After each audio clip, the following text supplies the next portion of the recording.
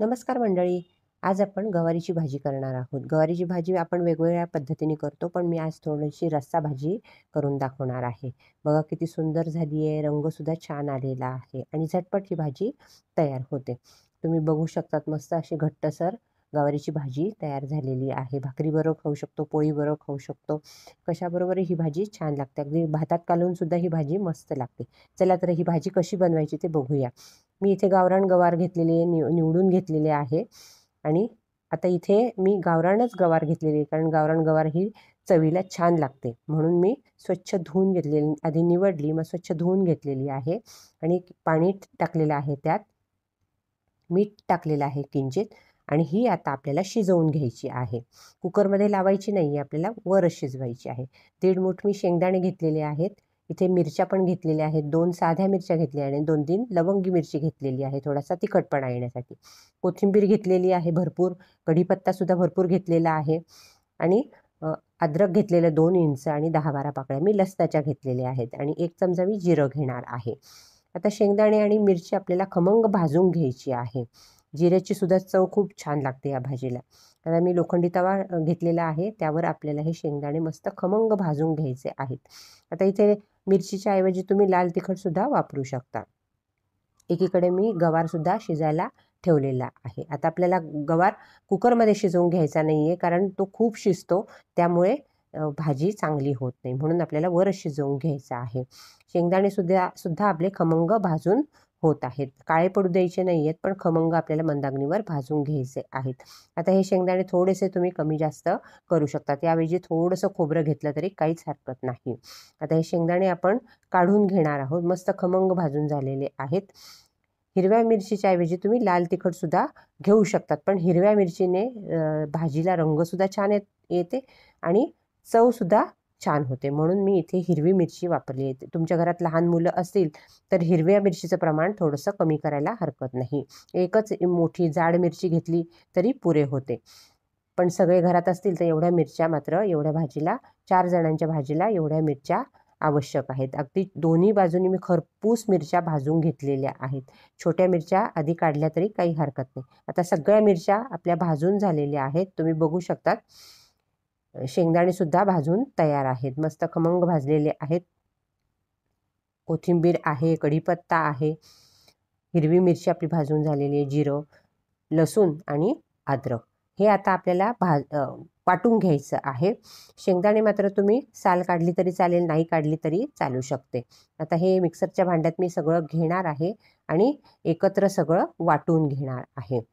थोडं थोडं करून वाटायला काही हरकत नाही, किंवा सगळं एकत्र वाटलं तरी काही हरकत नाही. हे सगळं आता आपलं वाटून झालेलं आहे.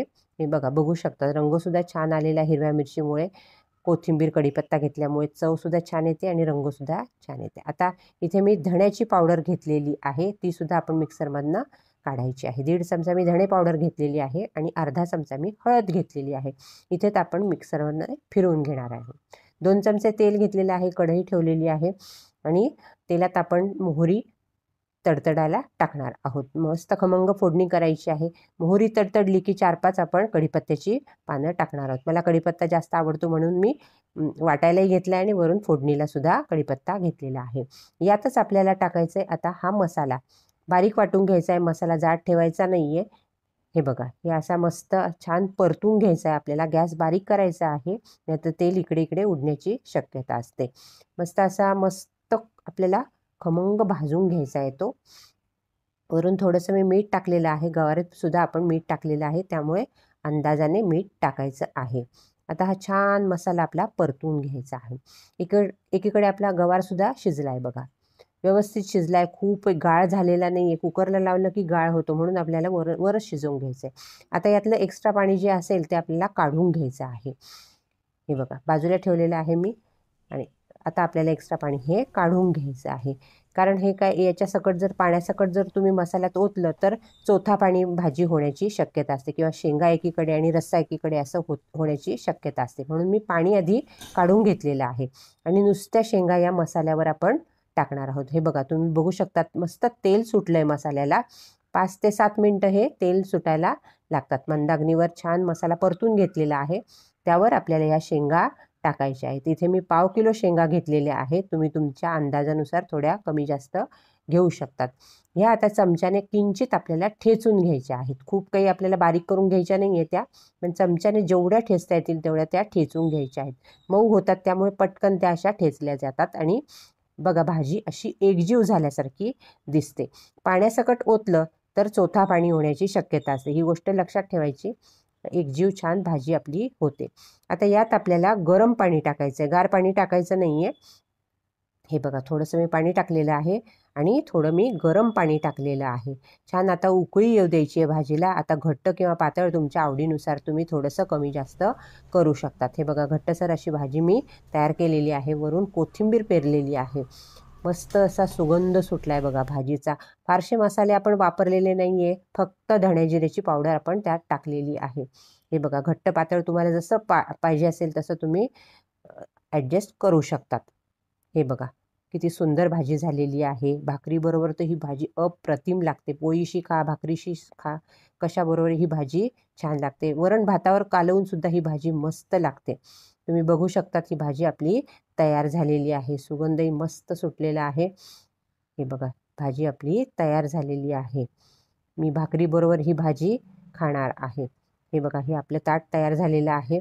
भाजी घेतलेली आहे, भाकरी घेतलेली आहे, कांदा घेतलेला आहे, ताक घेतलेलं आहे आणि लोणची घेतलेली आहे. 2 प्रकारची, एक गोड लोणचं घेतलेलं आहे, एक तिखट लोणचं घेतलेलं आहे. त्याबरोबर तुम्ही पापडसुद्धा घेऊ शकतात. मस्त आपला बेत झालेला आहे. भाजी भाकरी मस्त मी आता कालवून खाणार आहे, कुस्करून खाणार आहे. अशी पातळसर भाकरी मी केलेली आहे. तुम्ही बघू शकतात. मस्त आपली भाकरीसुद्धा छान तयार झालेली आहे. भाजीसुद्धा छान झालेली आहे. हिरवी मिरची, कढीपत्ता, कोथिंबीरमुळे भाजीला रंग सुरेख आलेला आहे आणि आपलं मस्त जेवण तयार झालेलं आहे.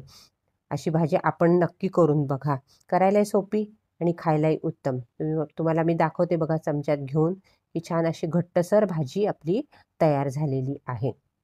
नक्की करून बघा, खाऊन बघा आणि आपल्या प्रतिक्रिया मला नक्की कळवा. माझ्या व्हिडिओला लाईक करा, शेअर करा आणि चॅनेलला सबस्क्राईब करा. धन्यवाद.